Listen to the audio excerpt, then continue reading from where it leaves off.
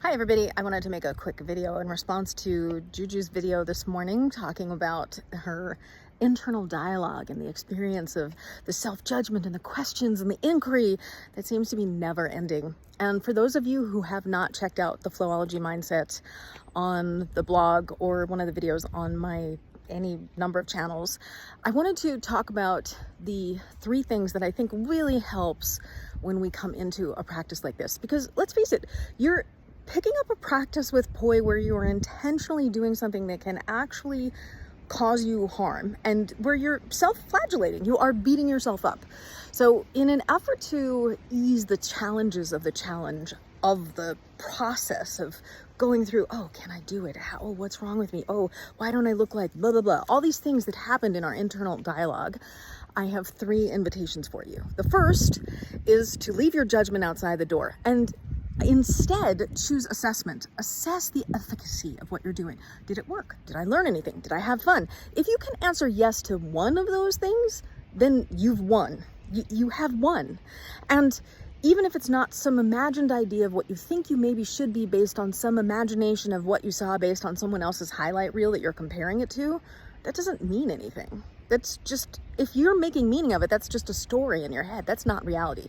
Reality is, oh yeah, it did or didn't work. It was or was not effective. It did or did not lead me closer to my results.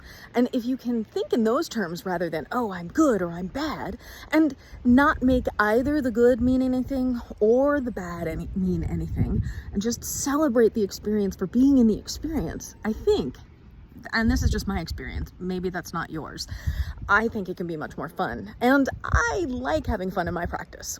And then the second invitation is to choose your language consciously and make it empowering.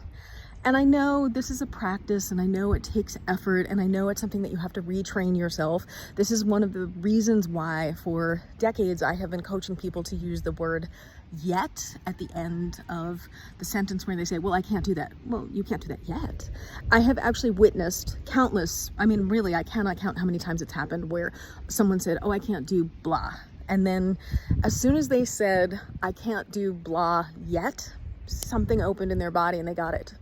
And I'm not going to say that that's going to happen for everyone, but I do believe words shape what is possible in our body and our form. So I encourage you to choose the most empowering language you possibly can, because in the absence of evidence to the contrary, why would you choose anything less than what's most empowering? Just because you haven't gotten it yet doesn't mean you won't get it, you know?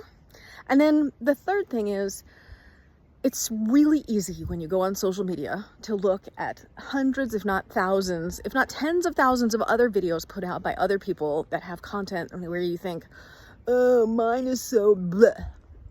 Who cares what yours is? Yours is yours. Experience your own experience for your own experience. You don't need to be comparing it to someone else's.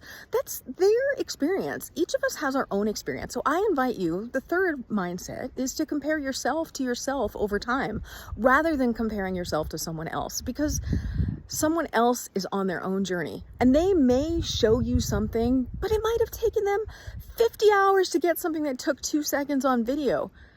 You don't see the 50 hours that went behind it. You just see the 2 seconds. It's very easy to make up a story in your head about what that highlight reel actually means. And the invitation is to just not even compare you to them.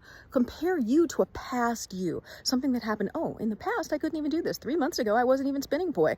3 years ago, I couldn't actually do a flow. 5 years ago, I couldn't feel comfortable with fire. Whatever the thing is that was in your past, compare to you, not to someone else, because their strengths, their weaknesses, their challenges, their achievements, all of it, it's theirs, not yours. Celebrate your own experience, and that way we can all celebrate each other and lift each other up rather than bringing ourselves down, because we really typically are our own worst critics.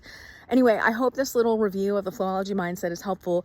If you want to read about it more in depth, I will leave the link in the description. Have a great day.